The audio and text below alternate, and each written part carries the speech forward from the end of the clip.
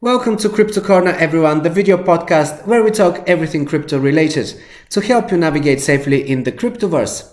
In today's episode, we're talking DeFi and more specifically, what is an automated market maker? This is an extension to my crypto jargon series where I'm breaking down the most popular crypto terminology in simple terms. You will find that playlist at the end of this video. Now, let's dive into today's topic. Roll the intro. Decentralized financial markets are becoming popular because of their ability to eliminate an intermediary between transacting parties. Decentralized exchanges, DEXs, are the most obvious platforms for such automatic coin swaps. In other words, automated exchange between various cryptocurrency coins or tokens. The first decentralized exchange platforms appeared back in 2017, but low liquidity and not enough users made it a slow progress. And it wasn't until 2019 that we saw the first successful DEX, Uniswap. It was launched in the late 2018 and in a few months it became very popular. By 2020, it was the most used DEX. Then we saw SushiSwap copy their code and became a serious competitor. Since then, we've had a bunch of other DEXs adopt the AMM mechanism, as it proved to be the most adequate in serving the needs of a DEX. AMM stands for Automated Market Maker, and it is the underlying protocol used by decentralized exchanges, with an autonomous trading mechanism, of course. This eliminates the need for centralized authorities, and put simply, it allows two users to transact their assets without any intermediary facilitating that exchange.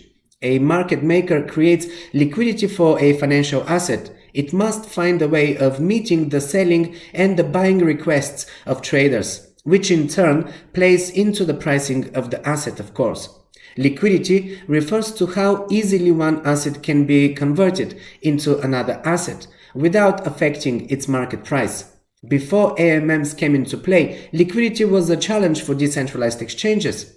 Waves, Bancor, and other early DEXs were struggling with this, as I mentioned.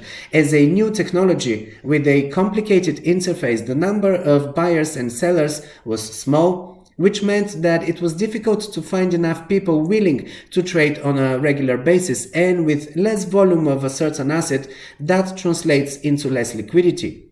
AMMs fixed this problem of limited liquidity by creating liquidity pools and offering liquidity providers the incentive to supply these pools with assets. The more assets in a liquidity pool there are, the more liquidity the pool has, and the easier trading becomes on decentralized exchanges. And this is how Uniswap beat the competition in those early days. On AMM platforms, instead of trading between buyers and sellers, users trade against a pool of tokens, a liquidity pool. At its core, a liquidity pool is a share pot of tokens. Users supply liquidity pools with tokens, and the price of the tokens in the pool is determined by a mathematical formula. By tweaking the formula, liquidity pools can be optimized for different purposes.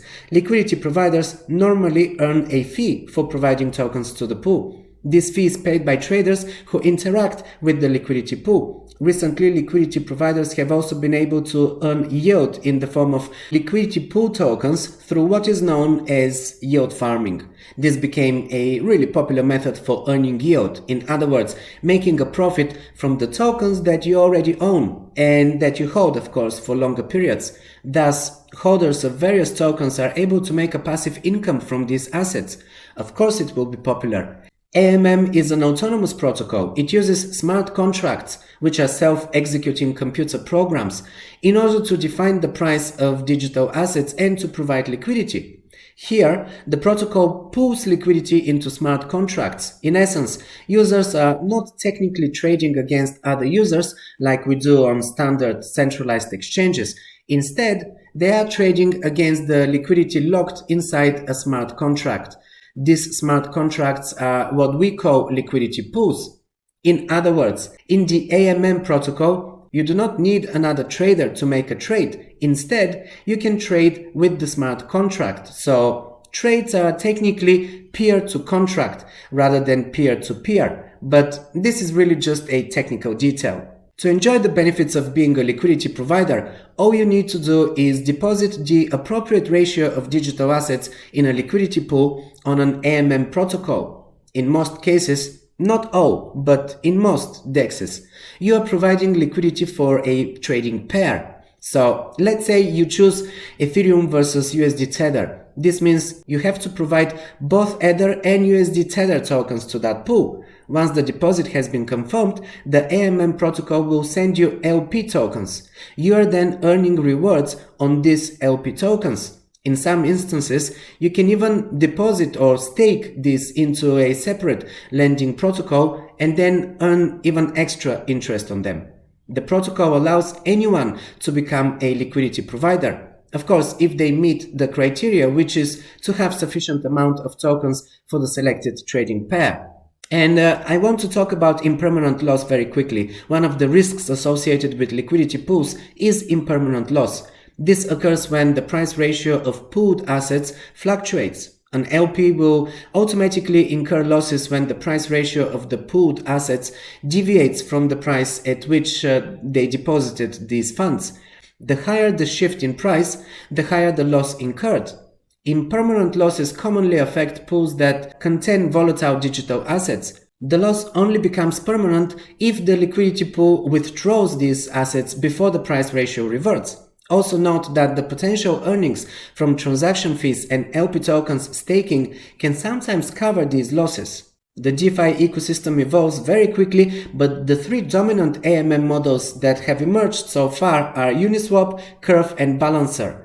Uniswap's pioneering technology allows users to create a liquidity pool with any pair of ERC20 tokens with a 50-50 ratio and has become the most enduring AMM model on Ethereum. Curve specializes in creating liquidity pools of similar assets such as stablecoins and as a result offers some of the lowest rates and most efficient trades in the industry while solving the problem of limited liquidity. And Balancer stretches the limits of Uniswap by allowing users to create dynamic liquidity pools of up to 8 different assets in any ratio, thus expanding AMM's flexibility. There's also PancakeSwap for Binance Smart Chain tokens, and I like 1inch, which is an aggregator of sorts. It actually compares prices on several DEXs, and you have a list of options to choose from so that you can get the best price with the lowest fees. And I have to point out that since most of the popular DEXs are still built on Ethereum, hence why their fees are priced in Ether, and the Ethereum network is currently with the highest fees, unfortunately, of all of these networks. And DeFi is one of the reasons for that, so be prepared to see fees upwards from $15, often even around $30, and on some occasions even $90 or more for a token swap on a DEX, making it less appealing for smaller transactions, but hopefully this will change with the merge, the long-awaited Ethereum upgrade that will see it finally switch to proof-of-stake mechanism. I still don't think the fees will drop to a few cents though. This is the goal, but I'm not convinced it will happen. But that's a topic for a different video. All in all, automated market makers are a new technology that is still improving. It has already proven to be an essential financial instrument for the fast-evolving DeFi ecosystem and a sign of a maturing industry.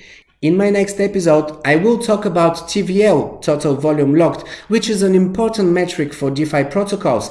I will do a quick and easy to follow breakdown on what this is, so make sure that you catch that one. I will also add it to the end of this video. Make sure you enable notifications on this channel so that you don't miss this one. I post every Monday, Wednesday and Friday. I don't spam you with unnecessary content. Thanks for staying until the end of this video, guys. Make sure to subscribe, leave a like and a comment below, and don't forget to check out the links in the description too. While you're here, choose another one of these videos.